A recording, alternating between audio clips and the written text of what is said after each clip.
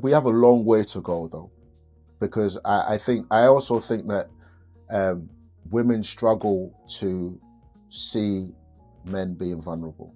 And I think that's one of the challenges that we have, in that society, when a man is vulnerable and a man is emotional, I don't think society knows how to handle and deal with it, or how to embrace it in a non-judgmental way. This week on Great Conversations, I have the absolute pleasure of speaking to Saeed Olayiwola. Saeed is working in the resilience, social mobility and equity space. Saeed, welcome to Great Conversations. How are you today? Very well, thank you. Thank you so much for having me. I'm really looking forward to our conversation, Nicola. So am I. And we are kicking off with the most amazing question. So, Saeed, what will you tell your 75-year-old self you are proud of them for? When I looked at the question, loads of things came rushing into my head, and I went back to how at 75, when I look back on my life, how would I want it to look? What would I be proud of? What would I been happy about? And it's I think proud of being able to show love at times when maybe other people wouldn't have been able to, or society tells you not to show love. It's being proud of being doing enough, as in putting enough into the world, more than to try and make it a bit more better than how I met it.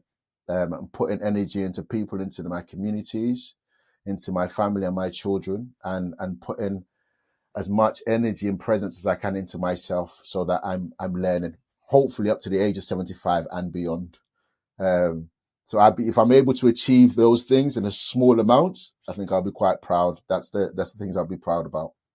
That is absolutely beautiful. And what about yourself? Like, what about the qualities, like when you're 75? What personal qualities would you be proud of having developed and harnessed? Um, Patience. I'm hoping to have, because you kind of there's this thing. I'm not sure how true it is. There's this thing that the older you get, maybe the grumpy old man. So so I'm hoping I don't become that. I'm hoping that I'm able to have a lot of patience and to continue to share and show love, and presence. Um, I'm hoping that lives in me, through to the age of 75. They're such beautiful qualities. Like, what have they empowered and opened up for you? So embracing patience and love, like in your life so far. Like, what is it that they've given you that make them so important? So we all go through journeys, right? So I went through I think how old is my daughter now? About 18. She's 18 now, and in my younger years, I still consider myself young at 45, but my younger years, I went through some really heavy times in my relationships, the relationship with her mum, and I had to go on a journey to understand myself, and I didn't know this was what was needed, because I always thought, you always think you've got the best understanding of yourself, yourself, you behave in a certain way because that's who you are, and you respond to things in a certain way because that's who you are. And when I started on this journey, I realized that I started to realize that one, I didn't have. It was about a challenge of love for myself, um, and a challenge of patience for myself. And I realized that because I realized externally with what I was going through, even though I felt like I was showing love and I was being patient, there was still more there for me to show and for me to be. And the love, when we look at love, we always see it as this like thing that's like, wow, and it's all, all energized and energetic, but it's also very patient, and it's also very calm, and it can be frustrating at times as well. So when I was going through some of the stuff I was experiencing, I started on a journey to actually to be more patient. And I realized that first I needed to understand patience for myself, to allow me to navigate that time of my life, so that it didn't cause me any more pain. And so you know, at that time when I started that journey, I realized a lot of stuff for myself, in that, you know, I had great teachings from my mum, from my uncles, you know, my dad, from my friends. But no, I had to start being a teacher for myself. I had to start teaching myself intentionally, and understand that, yeah, society wants us to move towards a certain direction, and it puts triggers in our way for that. But also there's a path that we have to gravitate towards, and it's always inside us. Well, for me, it was inside me, but I was fighting against it almost, and I wasn't embracing it, and I'm still on that journey to embracing it and holding it. So yeah, so patience and love are two things that really, really important for me, because, you know, with patience, I can not just be patient with myself, but be patient with other people, right? And I can intentionally show patience to a level where, you know, others might not understand, why is he being so patient?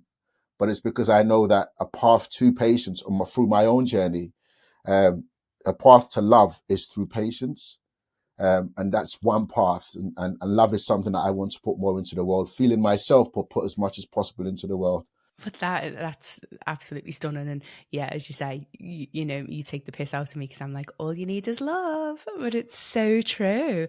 And It and really I is. It it really is, isn't is. it? And this concept of love and what it means. And it was powerful when you said patience is the, you know, one route to love. I found that really powerful. What I also find really powerful is that I'm having or about to embark on a conversation about love with a man, and it's not often something that you hear, you know, men that would advocate so openly for. And if you don't mind, I would like to explore this concept, and picking up a little bit about what you said about, you know, what it means to be a man, like just in general, you know, because I can imagine when you were younger, as you said, there was lots of all these external, not pressures, but, you know, just expectations of, I guess part of that must have been defining what it meant for you to be a man and to show up in that world. So what is something that you would like us to know about that, about, you know, being a man and navigating different stages of your life in with that label attached to you? Brilliant question. I think something that society needs to create space, or just like allow men to define what masculinity is. And I think that there are set, I suppose, generic characteristics that a man is supposed to have and supposed to be. But I think within that, um, every man is unique and individual. And sometimes society labels men a certain way. And so then we when you have a label, right, you feel the need to an extent to conform to that, but not just you feel the need to conform to it. The whole system molds itself in a way that it doesn't give you any room to move outside of that. And then when you try to move outside of that, you know, it's seen as, you know, it's kind of almost shut down, or seen as wrong or unusual or weird or strange. You know, I was talking to a good friend of mine, a clinical psychologist called Stephen Weatherhead, and we were talking about exactly this, talking about masculinity, and how, you know, there's a lot of message out there in the media at the moment, or around, that masculinity is toxic, toxic masculinity. But why are we not using words like kind masculinity? Because I have, you know, my dad has, as much as he might have been a strong man on one, some elements, he had a huge amount of kindness to him. Why are we not using the words like compassionate masculinity, caring masculinity, loving masculinity, emotional masculinity? Um, because, you know, some of the men in my life, you know, my dad being a key figure, I've seen times when hard for him to have been emotional, you know, but I see moments when he was really, really emotional, when he felt an emotional, you know, across the spectrum. Okay, yeah, angry emotional, but also very caringly emotional as well. Um, so I think that there are when it comes to masculinity, there are so many different ways that we can describe. There are loads of fathers, uncles, you know, brothers out there putting into the world and putting into their family and putting into their community in the most positive, most kind, most compassionate, most loving, most genuine, most authentic, most beautiful, most manly ways. And that doesn't always come across because, you know, there's this amplification of toxic masculinity. I think so. For me, growing up as a man, yes, I had influences that, you know, I saw things and experienced things and learned things that when I started my journey, I was like, okay, I need to remove or release some of these things. Um, some of these way of responding to situations or reacting aren't the ways that I want to respond to situations. It doesn't align with me as a person in how I want to be present in the world, in how I want to be. And I'll be honest with you, there were times when I was going through really challenging moments, and I was told, well, you're not manly enough. You're not aggressive enough. As a man, you should be aggressive like this. That's what I was going to ask you. Like, I'm really interested to understand, like how the definition of masculinity has changed and evolved for you as you've grown and stepped more into authenticity. And I think this is what you're sort of going to as well. Like when you were younger, how was masculinity defined for you? And then what did that result in terms of the people you surrounded yourself with and the choices that you made in your life? And then how did you learn to, I guess, start redefining that for yourself? So that, yeah, you could maybe live more authentically, as you say, patience, kindness, love, but more authentically you. It's a bit of a journey. It's been a bit of a journey. I had several influences. So growing up, I came up to the UK when I was about 8. So the influences I had when I was younger was my granddad. When I was in Nigeria, mainly my granddad, my dad, and my uncles, all different personalities, right? So my granddad, obviously, I always saw him as calm, but I saw when he dealt with my cousins, he can be quite a strong disciplinarian, right? The mosque was a big part of my life growing up as well. So when I went into the mosque, I saw a mixture of stuff. The imam was calm, very, very calm at times, but some of the members of the mosques and congregation can be quite, emotional and almost even explosive in dealing, again, disciplinarian in dealing with stuff. And so I had a whole mix of experiences. And then when I came to the UK, I had, again, a different influx of what masculinity should look like through the media, through the relationships I had with some of my friends, through how I experienced and saw society, the things I saw going on in society. So, like, with all of that mix, like, if you think back now, what was your definition, or what was the story that you told yourself around this is what it means to be a man, and this is how I must show up? It was confusing and complex. At points, it was like a man should always provide, should always, like, be out there working. A man always has to be strong. It's got to be like, no tears, no crying. Got to be formidable. You've got to put your foot down. You've got to, do you see what I mean? At times, and at times it was, a man can just be silent. But then that silence, also can be quite abusive if it's not communicated in the right way, right? I lost my mom a couple of years ago, okay? And whilst in the early days, I would cry sometimes, laugh sometimes, and would be okay. But I didn't actually sit there and cry. And I always wondered, could I cry in front of my daughter, right? And if I cried in front of her, what would that show her as what a man should be and how a man should be like? Right? These are the questions that went through my mind, right? And then the other thing was, well, I want her to understand and be able to hold space and allow anyone, whoever she's in a relationship, any partner she has, to be okay with seeing that level of vulnerability. And there are levels to it. I think there are levels to it. And one time when we were talking about her grandma, my eyes did fill up, and it was okay. I didn't fight to stop it, because it was important for what would my dad and my uncles have been able to or allowed to do that? Probably not. My dad, when he lost his mum, sat in the house, in the room, just in pure darkness. So we knew he was in pain and he was hurting, but never spoke about it. He sat just in pure darkness for days, just sat in a room for days. And yes, he might have been shedding tears at that time, and he probably was, but he didn't want us to see it in that way. Is that because he's trying to protect us and look after us? knowing that we're feeling it as well, and didn't want to has to carry that for him or with him or feel impacted by that. And and if that's the case, then that's a level of protection and awareness and taking a responsibility as a man to not. Do you see what I mean? But then, what lesson is that teaching?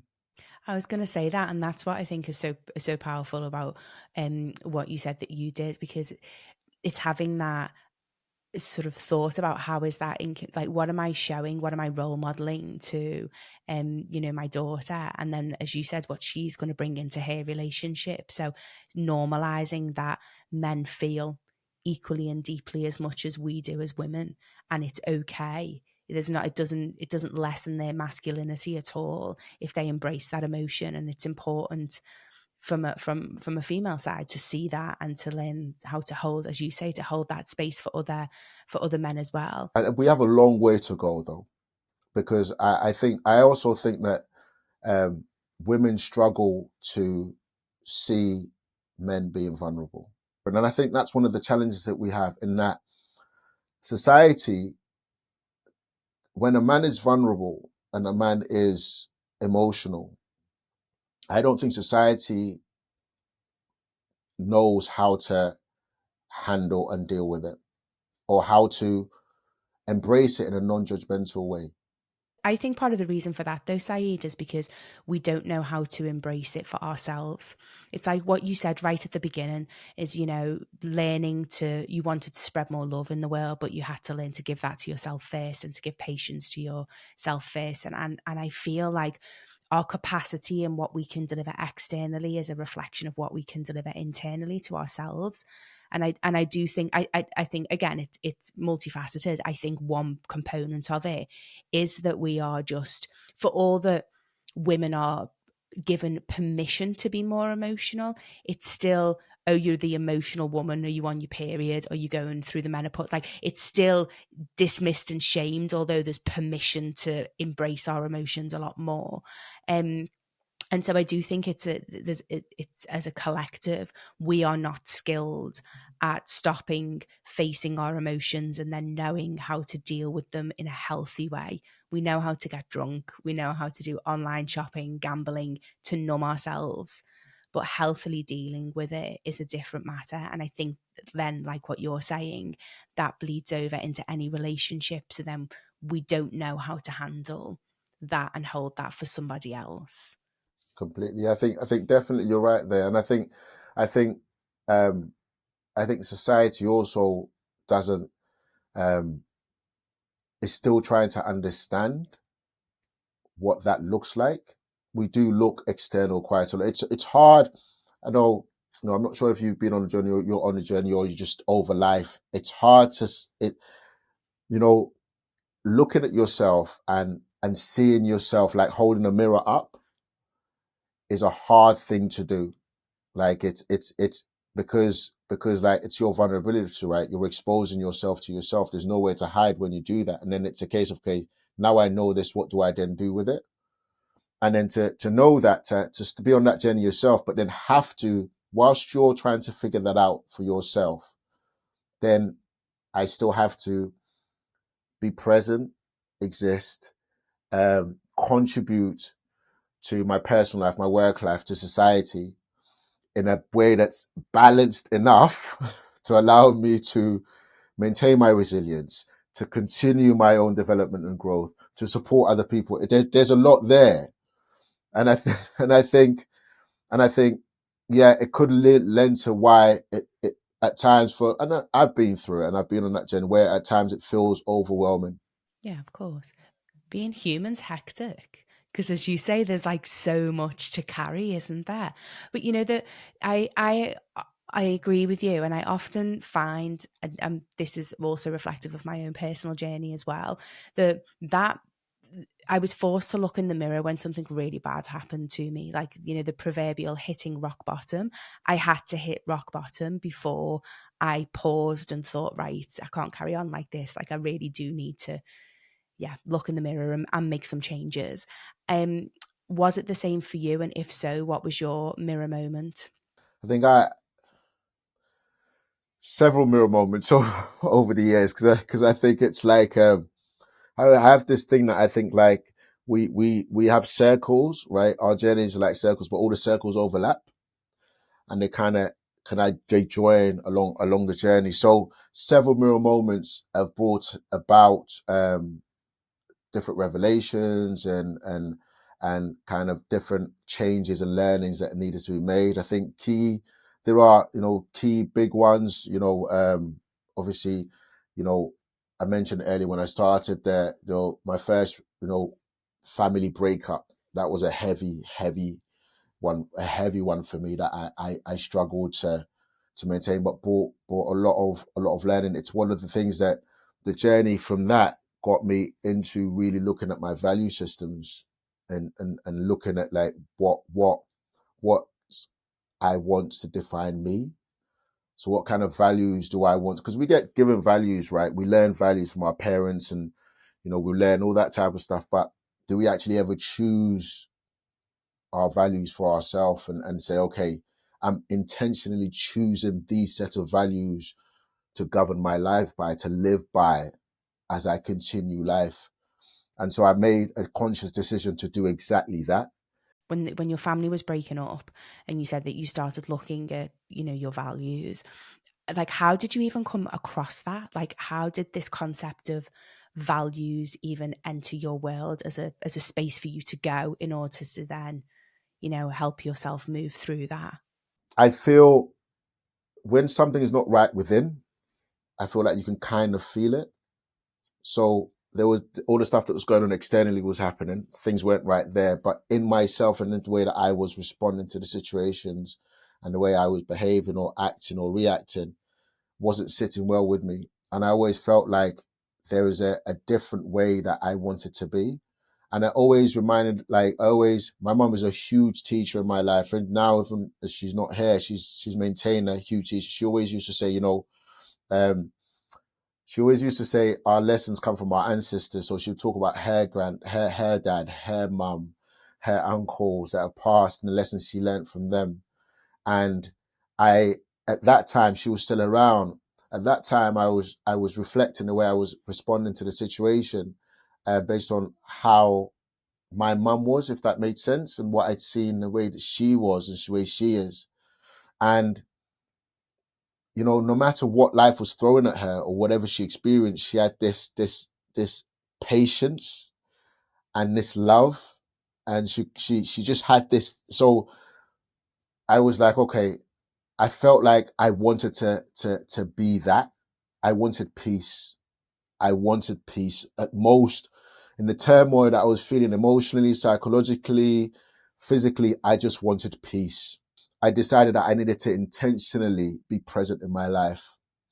And part of that intention being present was to choose my value systems and how I wanted to exist and show up in life, right? That's the base of transforming your life, isn't it? As you say, is understanding the values with that you want to build your life around, and then that determines all the decisions you make, the person that you want to be. Or when I started to explore things in that way a lot more, um, a lot of people around me um, were going through their own journeys, but they weren't there, or they weren't come. They hadn't started that element of their journey, or maybe they were just on a different journey, and it can feel quite isolating at times, where you kind of you're still quite judged, or you feel like you're going against the grain, um, and it can stunt your the journey, because like we're connectors, right? We like to, as human beings, we like to connect, we like to be able to relate, or have that level. So that's the one thing I'll say to anybody that's like embarking on that journey of just discovery. Like, nobody else is going to understand completely where you are or what you're experiencing, and we shouldn't expect them to, and they don't need to, because we're still trying to figure it out, right? So and that's okay. That kind of confusion, mayhem, whatever it is that's going on, it's okay, because at the end of all that, this slowly start to see little threads that will come out, little things that you'll be able to lean more into to build your confidence and build your position and build your values and build how you want to show up to not just for yourself, for the people that you love and the people around you. And I think that's, as men, if I think, I know a lot of men that are leaning into who they are and how they want to define their own masculinity. And I think that, if anything, that's what we need to amplify as men, to show up in the way that we are authentically, to show up in the way that we exist. There's a lot of men that maybe they don't scream about it on social media or even to some of their friends, but they're there regardless for their family. They're present for their friends, their male friends, their female friends. They're constantly working to be the best version of themselves as a man, and how they see as a man should show up. Yeah. And I see that as well. I experience that and see that, and there are men in my life on a very similar journey. And what breaks my heart and also encourages me is the belief as they're stepping more into their authenticity, what they grapple with is lovability. And I think it's directly linked to this concept of masculinity, because it is like left of center of what we've traditionally been force fed as a society, that it means, like, what it means to be a man. And because they're not that, because for some that I know, they are gentle and really kind and sweet and caring, and, as you say, just grounded in community and family, and and that's how they're showing up. But yet the world around them is telling them that means that they're not manly enough, which means that they're not lovable enough, which means that no one will ever want them. And so it is, as you say, it's a really a much needed evolution. But I absolutely agree with you. It doesn't make it easy when you're breaking out of a traditional stereotype or mold. It's very vulnerable and really quite, yeah, it can be very lonely as well, can't it? And so where do you go to find those people that have got, a hand to hold, or, can just walk alongside you so that it feels less intimidating? You're completely right. It's hard to navigate that journey, and you have to find people that resonate with where you're trying to go, or where you are at the moment, where you're trying to move to. First, look locally. So in Liverpool at the moment, there are a few projects I'm involved in that are supporting me, or supporting the community really, but supporting men and supporting people around health, well-being, and resilience, and social mobility. So one of the first ones where I'd say, well, if anyone's watching this or anything like that, please reach out to me, even just for a conversation or a chat. If I can't help with anything, I'll try and signpost you to someone that might be able to help or whatever. But we have the Liverpool Black Men's Group, which is an organisation set up to support, I suppose, a bit of activism, um, in in uh, in showing and showcasing how men show up, and how masculinity is. We do health and well-being work within the community. We're actually doing a project at the moment with Friends of the Earth and the Court Bank, which is around greening and gardening in space. So we meet up and we do gardening and clear spaces and do seeding and stuff like that. And it's just an opportunity for us to connect and just be. So find a space like that. One of the things for me that I personally think that the bravest thing that you can do is to ask for help. And I think oftentimes, that's the hardest first step to take. So what are some of the things that has helped you navigate that in your life? I think that one of the things about fear when we're trying to embracing something new or on a journey is that we almost don't want to embrace and accept the discomfort of the journey or the experience, right? And that creates conflict in itself. So if I know that this is a path I want to move down more, but my uncertainty, my fear, my discomfort is like, oh, maybe it's not quite right, or oh, I'm not quite ready, or it creates a conflict because I know I should be going that way, but I'm not. I'm staying where I am or going. So I think there's a thing in there about accepting that the journey that we're on, the change that's going to happen, is a scary one, right? And it's one that can allow us that will feel quite fearful, and we accept that fear is a part of the journey. right? So feeling scared because of the uncertain and the unknown is one element of that journey. So leaning into that and accepting that first and foremost. I think there's something in there about um, surrounding yourself with other people or people that might be on that journey as well or are on a similar journey. Okay. That are, you know, are on that journey of growth, are on that journey of trying to be better and show up better. And you have to actively go out and look for people like that. So there's something huge about human connection. We do a Ubuntu first Sunday of every month in Liverpool. And whoever comes, you're always welcome. And so part of that embracing that fear is choosing to step into the journey, choosing to step into the discomfort of that journey. And then it's what little tiny small steps do I need to take to help myself feel better in stepping into this? But then allowing myself the understanding that it's not going to be perfect. So usually when we start this thing, we're like, okay, this is the end point, and this is and just the thought of that alone going so far forward can make us procrastinate, right? It can scare us into freezing and standing still, right? So there's something in there about just like, okay, this is going to be a pretty wobbly, journey. I don't know what it's going to look like, but what I'm going to do is step into it and allow myself that freedom, that space to learn as I go along.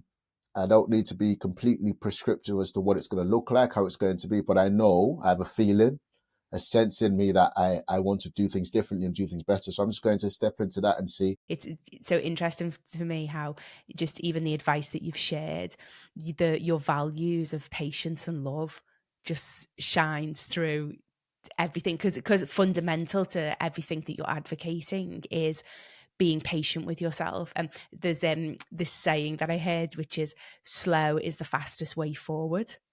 And I just think that's so relevant here. And that's where the patience shows up. And then the love and the grace for it's not, well, this concept of perfection anyway it's a word that intrigues me, because it's all about learning, isn't it? So, but it's about, yeah, lovingly being patient with yourself as you navigate the unknown, because you're bravely showing up anyway. And if you're prepared to take action, then that for me is the most courageous thing that you'll ever do. I think the other thing is when we hear those two words, love and patience, people tend to think it as soft, right?